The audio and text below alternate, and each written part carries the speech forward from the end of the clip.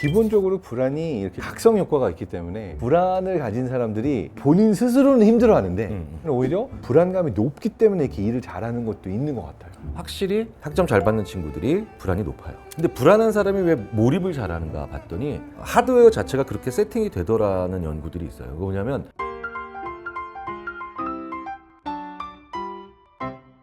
안녕하세요. 장동선의 궁금한 뇌. 오늘도 내뇌 시간입니다. 뇌를 연결하는 시간. 거의 게스트 중에 인기가 가장 좋았던 것 같아요. 오늘 경동 브라더스 다시 모였습니다. 사실 소개가 필요 없는데 그래도 간단하게 소개해 주시죠. 네, 안녕하세요. 경동 브라더스의 경을 맡고 있는 인지심리학자 김경일입니다.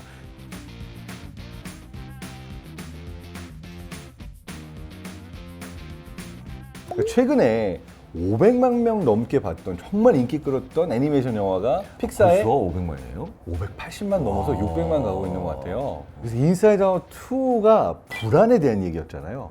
그래서 제가 딱 보면서 영화를 관통하면서 느껴지는 건 이게 한국 사회다.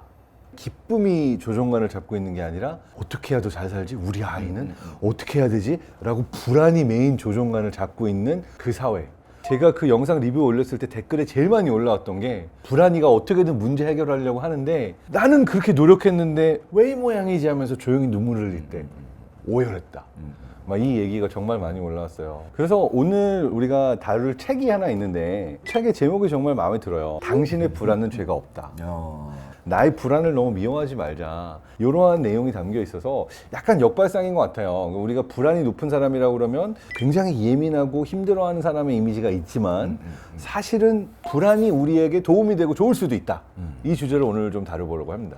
얼마 전에 신문 기사를 읽었는데 전 세계에서 우리나라가 자살률도 제일 높고 우울증도 굉장히 많고 불안장애도 요즘 10대, 20대 그리고 심지어 10대 이전의 아이들에게서까지 불안장애가 진단된 경우들이 많아서 이 불안이라는 것이 굉장히 문제가 되는 어떤 현상으로 대두가 되고 있는 것 같아요. 그러니까 한국인만의 불안이 특별한 그런 게 있을까요?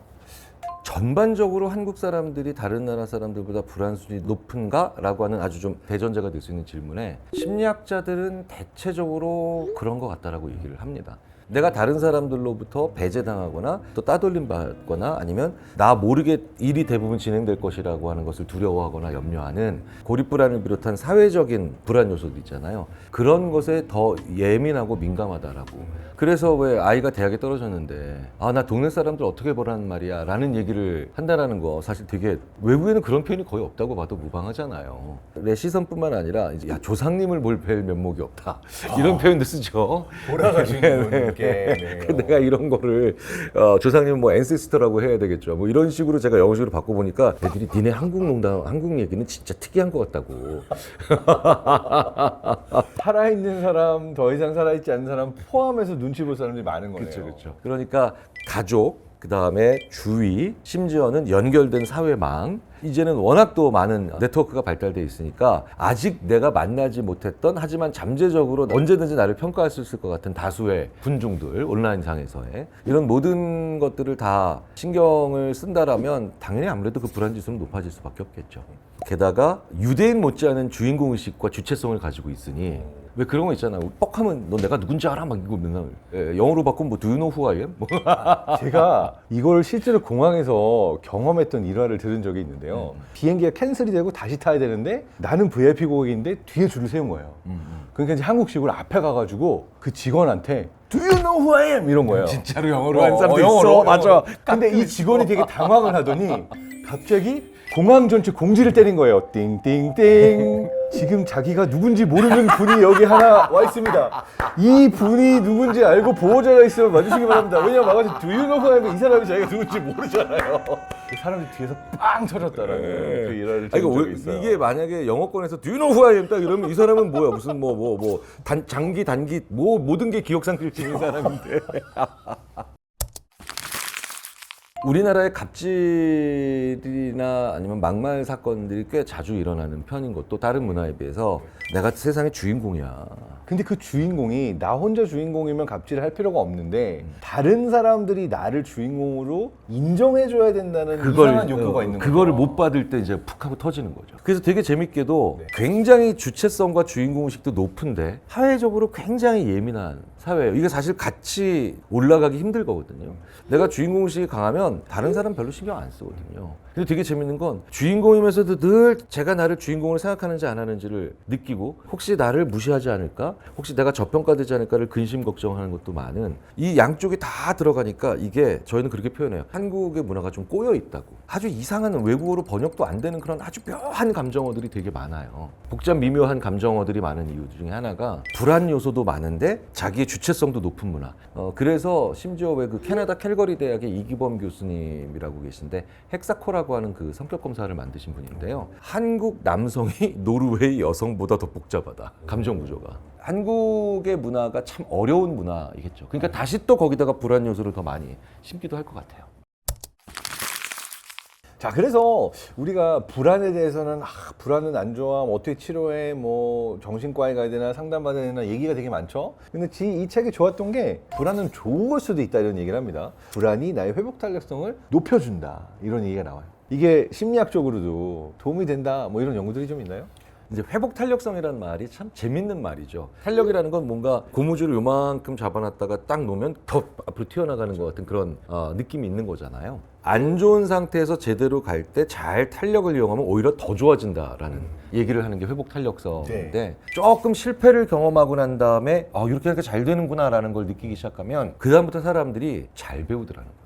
모의고사를 여러 번 망해봐야 실제 수능을 잘 본다. 그렇죠. 물론 모의고사에 망해지는 거에 익숙해질 수도 있겠지만 스트레스를 경험하는 게 안 좋은 게 아니라 스트레스를 경험했을 때 잘 빠져나오는 경험들이 있는 사람들은 좀 더 어렵거나 힘든 일이 있을 때 그것으로부터 예상되는 안 좋은 결과만 예상하는 게 아니라 그거를 잘 대처했을 때 나올 수 있는 더 좋은 결과까지도 생각을 하기 때문에 그 방향으로 갈 수 있는 그런 능력들을 가지게 되는데 예를 들자면 이런 거죠. 제가 이제 예전에 어떤 회사에서 일을 같이 하고 있었는데 참 힘들고 막 잘 안 될까 불안하고 딱 이러는데 참 노련한 그 상무님 한 분이 딱 오더니 요거 잘 프로젝트가 승인되고 난 다음에 맥주 한 잔 쫙 하면 진짜 맛있을 것 같지 않아?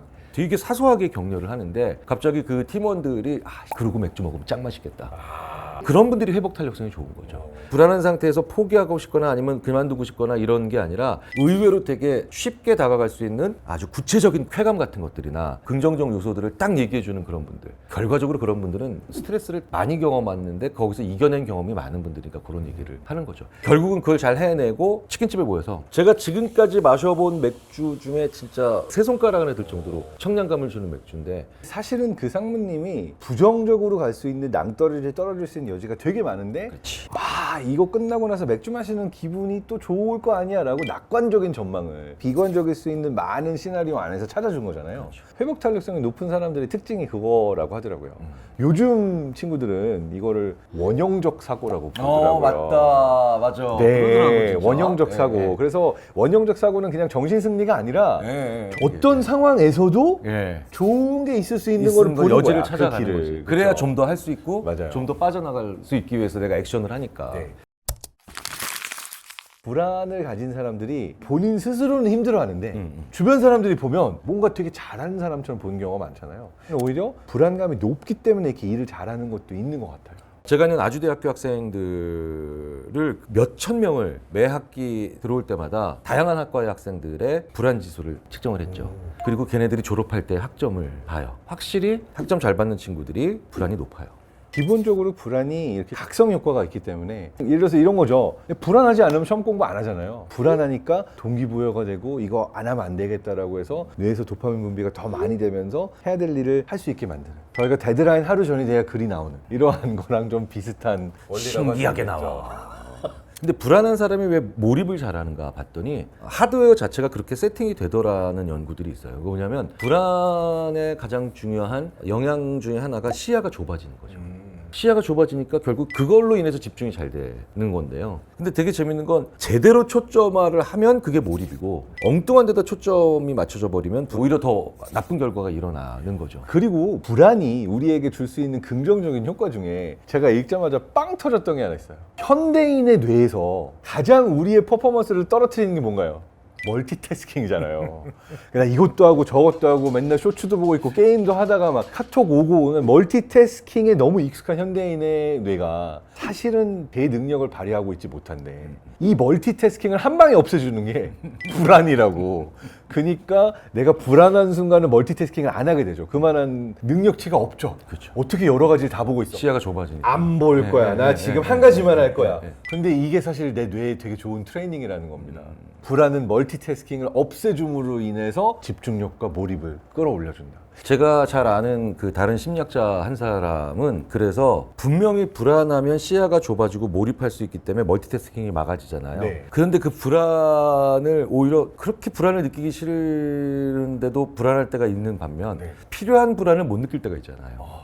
동료 심리학자는 그 컴퓨터 바탕화면에 자기가 원고 마감을 제대로 못 지켜서 굉장히 담당자와 자기가 곤욕스러웠던 순간에 주고받았던 이메일을 캡처해놔요. 그걸 보고 정신 번쩍 차리게. 그럼 신기하게 옆에 뭘 틀어놔도 안 보이는데 잘 몰입이 더 잘 되는 거예요. 근데 이걸 또 너무 자주 경험하면 익숙해져가지고 더 안 불안해지지 않을까요? 루틴한 일에는 안 좋죠. 근데 루틴하다라는 건 거의 매일매일 하는 거 습관이잖아요. 근데 한 달에 한 번 쓰는 원고에는 1년에 12번이 기가 막히게 효과가 있대요. 교수님은 살면서 제일 불안한 순간이 언제세요? 제일 불안할 때요. 네. 저는 요새 제일 큰 불안이 뭐냐면 오래 사는 거 점점 확실해지고 오랫동안 일해야 될 것이 점점 확실해지고 있는 한국 사회에서 나와 한국인의 삶이 어떻게 가야 되는가에 대한 고민을 하기 시작해지니까 아주 재밌는 불안으로 저는 요새 살고 있어요. 와, 근데 그 한국의 미래에 대한 불안은 점점 커지는 것 같아요. 어른이라면 저도 아직 어른인지 아닌지 모르겠지만 더 좋은 어른이 되겠다라고 싶은 슬슬 그런 고민을 하기 시작했고요. 그러니까 교수님은 불안이라는 것을 결국은 액션을 취해서 뭔가 행동하기 위한 원동력으로 삼으시는 거네요. 그 불안은 지금 너 뭐 해야 돼 경이라 라고 우리가 스스로에게 알려주는 일종의 예지력 같은 거거든요. 저의 경우에는 어떤 불안이 가장 커졌나라고 보게 되면 내 가족이, 그러니까 아내와 아이들이 나를 신뢰하는 그 마음을 잃지 않게 해야 되겠다라는 부분들이 커요. 이건 더 깊은 얘기지만 누군가가 내 옆에 있어줬으면 하고 되게 처절하게 도움이 필요했던 순간에 도움을 못 받았던 상처? 이런 것들이 있어서 내가 그 상처를 또 다른 누군가한테 줄지 모른다라고 하는 불안이 큰 것 같아요.